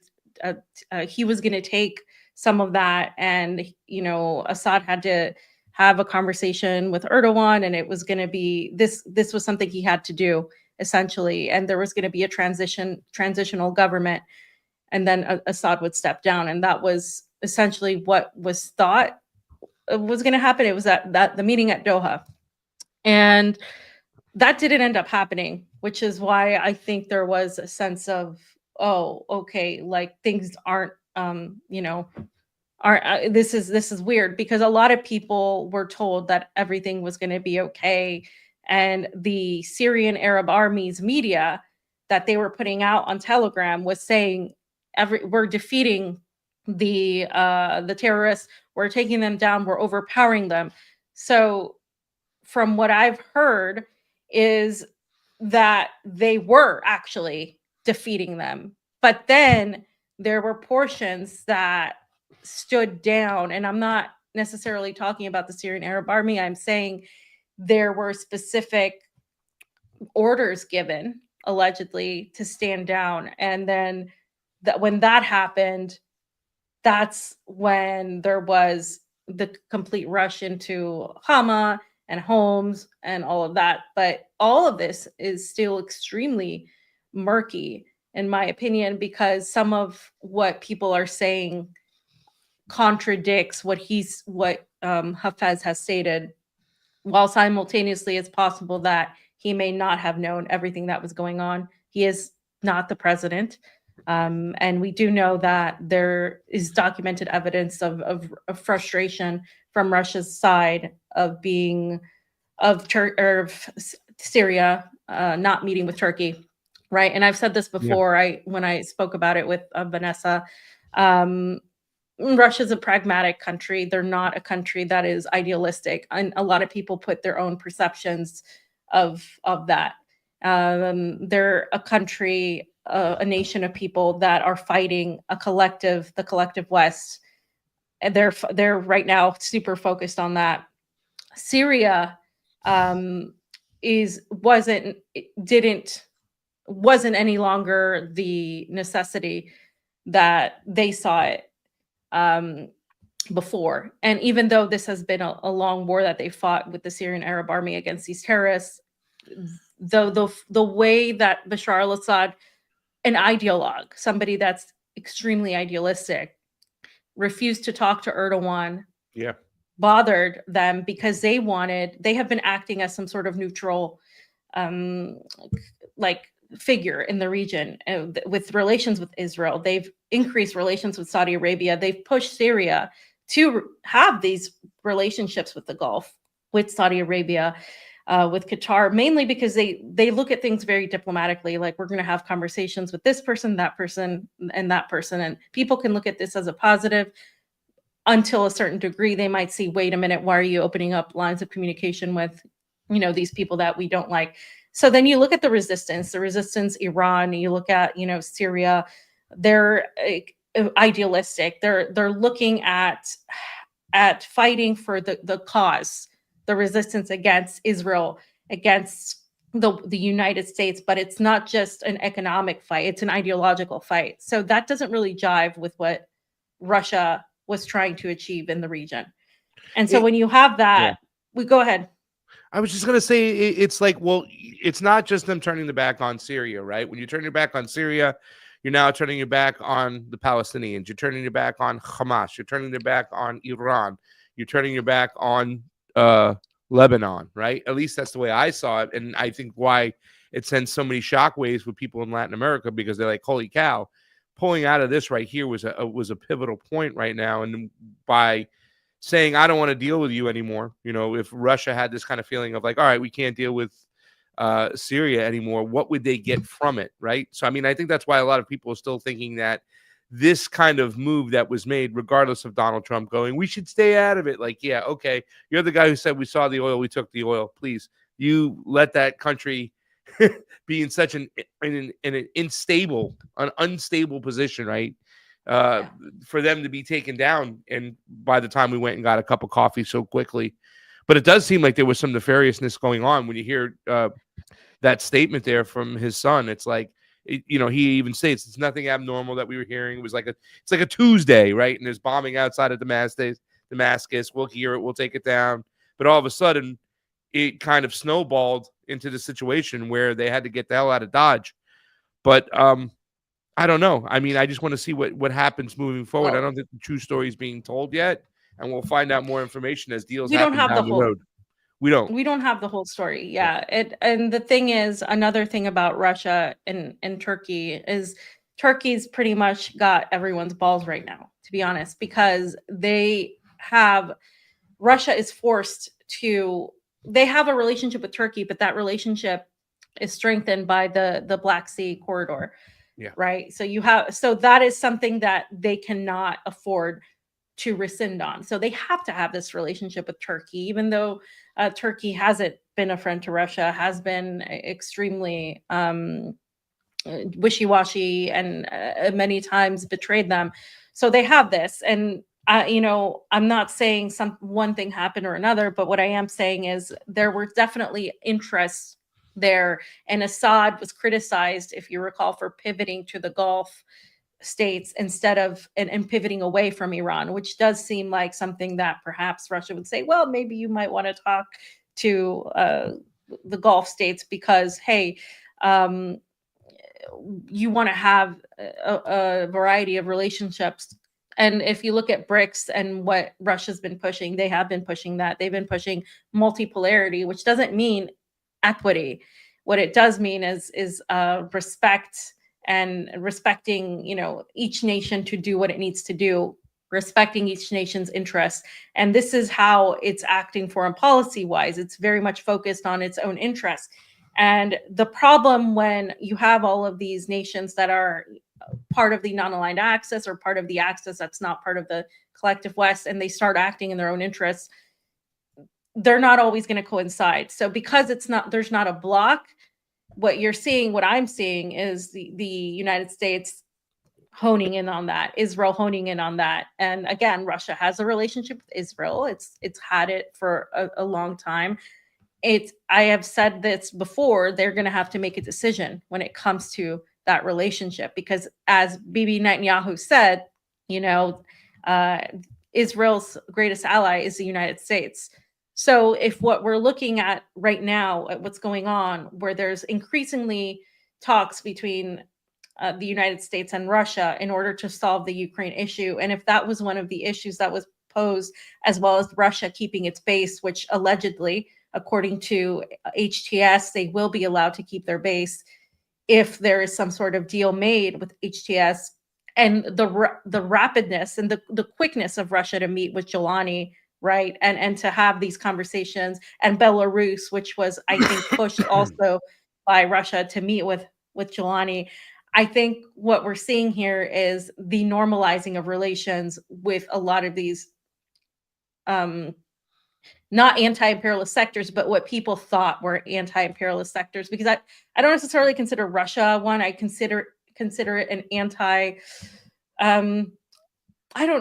they're anti a sort of hegemon, right? They don't want a world with hegemons necessarily, but they're also not keen on getting involved in ideological fights. It's not the same as like an ideological Nicaragua or even Venezuela or even China. China has more of an ideological sense to it. So I think what you're seeing is Western attempts to isolate China away from Russia. You're seeing the attempts to normalize relations with Russia so they can pivot away from Eurasia and come back to it later, because they're taking these governments one by one anyway. And they're already attacking West Asia or the Middle East as we know it, in terms of weakening it, because now Syria belongs to them essentially. They can control it. And the Greater Israel Project is expanding into all of Palestine, and Hezbollah is going to fight. The resistance is going to fight, but they don't necessarily have the upper hand. And then you have Iran in the mix of everything, where for a lot of people, Iran didn't respond the way it should have, right? They weren't, they didn't take a resounding response against Israel when they should have. So you have the potential for some sort of normalization there as well, because obviously this administration is going to push a conflict with Iran. So there's a lot going on right now. And again, as I always say, none of this is happening in isolation. So regarding the Syria situation, I'm going to continue to explore it, and some of the best people I know on Syria are, Vanessa Beeley and Eva Bartlett. So I always look to them for just knowledge on the ground, the population, and also what's going on geopolitically. So yeah, there's a lot more to be said about that. I heard he's signing a executive order that will remove the enforcement that made it illegal for U.S. companies to bribe foreign officials today. So I heard that's getting signed. I know he's going to cut off aid to South Africa in an executive order today. So we'll see what's going on. These executive orders are just driving me crazy. They drove me crazy when Joe Biden did it. We know that some of them are just symbolic. They're never going to pass. I don't think the birthright citizenship one is going to make it there, fam. But this has just been there's so much shit going on right now. But yeah, I think that's it for today. We have a good show, and we'll be back, me and you, on Friday for sure. And I was speaking about a couple people about having some guests on Friday. I'll bounce it off you. I have my show on Wednesday. Drive Time on WBAI. We had a lot of callers last week, and the show is just growing every single week. So if you want to join us this Wednesday, 4 p.m. Eastern, and call into WBAI, you can do so. I'll have it posted up and the information out there, and we'll have a great show on Wednesday.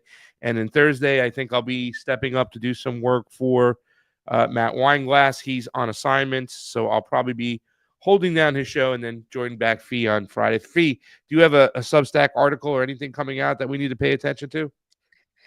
Yep. Just be on the lookout for that one. And yeah, I think I'm gonna do some daily things or weekly some podcasts or something with Vanessa. So look out for that, because it's just you maybe want to take a hit of something, or maybe want to relax with a glass of wine, because we go pretty deep into some of these issues. Where is she, really by the way? Is she okay? She's in Lebanon. Okay. Yeah, and so, but there's Israel has been not Israel, HTS has been also attacking Lebanon as well. So yeah, and things are just getting worse and worse in Damascus. I don't know if you guys saw the pictures of just them killing people all over the place. On a regular basis, yeah, on a regular basis. Yeah. Freedom, fam. Freedom. Yeah. So yeah. Anyway, yeah, look out for that, and hopefully some good news somewhere. Yeah. But well, guys, thank you so much for everybody joining in today on the YouTube TruthWire. Go ahead and share that out if you're hanging out on the Rumble. We saw there was a Fiorella has a beautiful mind and soul, and that's by LAUG66. It's a Rumble rant. Thank you so much for that contribution over there. We really do appreciate it. Do we have anything else? I didn't even look at Rockfin. Fam, do you know if we're still streaming on Odyssey? What's going on over there? I don't know. I think we need to check that, because they're coming back with more options, I hear. So a lot of people going back to Odyssey, but we should be if we're not. So I see the webpage. I have it open, but it doesn't look like we're streaming. I'll make sure that everything we stream on the YouTube gets back to the to the Odyssey. We have to change all the names and all that stuff over there. Yeah, they still have RT streaming up over there. So they still have a few people here hanging on out. So definitely we'll get the Odyssey back working. We'll get that changed over. Guys, thank you so much for joining us today. Thank you for CheeseSlice on the ones and twos. CheeseSlice, you got anything to say before we get on out of here? Fam, we'll see each other soon. I'm sure of it. Guys, thank you so much. Truth out.